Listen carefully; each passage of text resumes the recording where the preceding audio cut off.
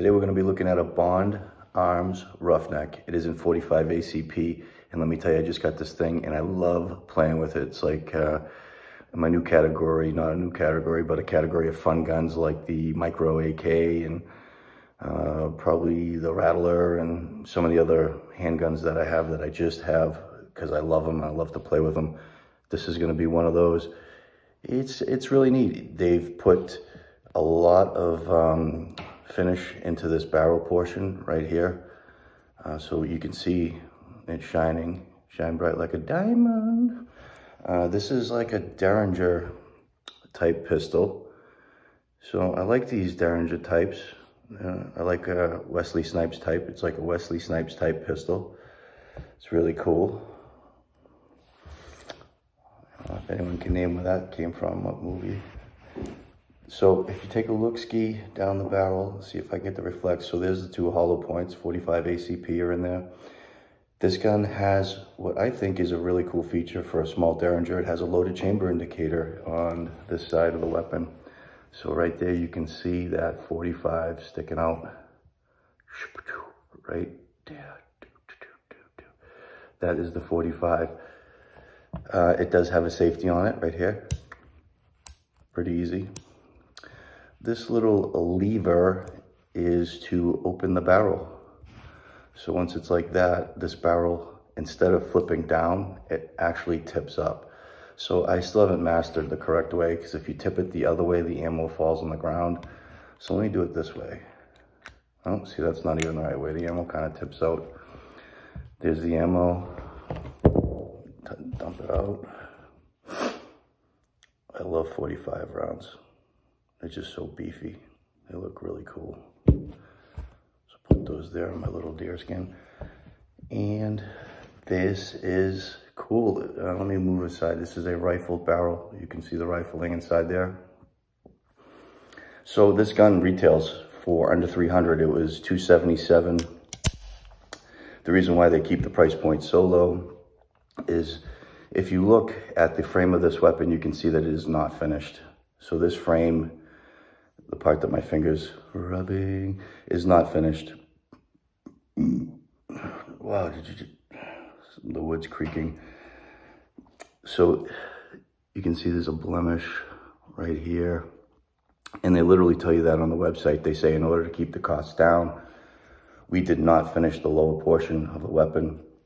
You can see the barrel part is really done well. And I'm assuming that's because it's gonna have to take an extreme amount of pressure from a 45 ACP, and the barrel is only 2.5 inches. So you're looking at a lot of heat in a small area. So I can imagine they've put all their time and money into making that barrel really strong. And that's probably why they have that hinge point at the top. That's probably some kind of engineering thing. All right, so it is empty. Cool thing about this, a couple cool things about this, a lot of cool things about this. This is probably not gonna go off by accident, and let me show you why. You hear that thing cock? It's not easy. I mean, it's easy, but it's not gonna happen by accident. If you have it in your pocket, that's not gonna happen by accident. Also, this trigger, you can hear my finger hitting it. It does not go off easily. It requires a lot of positive to make that thing go off. So I think that's really cool for something. If you're gonna have this, I would put this in the pocket pistol kind of. If you're gonna use this, practical range is gonna be like 6 to 10 feet. And let me show you this. This holster is great with it. Houston holster for a, what do they call that? What do they call that? The appendix carry. I'm sorry, I forgot that real quick. I don't usually carry weapons appendix style. It's just because I have a little bit of a stomach, and I just, for some reason, I can't get over having a loaded gun pointed down at an important area. So, and let me qualify that as well. I've been carrying a gun on my right hip now for almost 23 years. And I've had one point in that where I broke from that, and then I got into some stuff and I went for a gun on my hip and it was not there because I'd moved it. So that taught me a very important lesson. So if you carry your gun, make sure you carry it in the same spot that you kind of go to at the range. Put it in the same spot. That way, in case of emergency, you're gonna be able to grab that. That's a little trick I learned in Nam. All right, so not gonna be able to break this thing apart and put it back together because you can't. It's really simple. That's why I love these things. Cool gun. This is a gun that is not going to be an EDC, is not going to be, I'm going to carry it, but strictly for jerk purposes, strictly just to be a jerk until I feel like a jerk with it on, because it's pretty cool. One little thing I will throw out is this thing weighs 20 ounces. So this weighs just as much as any of the carry guns we've reviewed. It's going to weigh the same as a Hellcat. It's going to weigh the same as any of the Glocks. It's going to weigh the same as the Smith. It's going to weigh the same as the SIGs.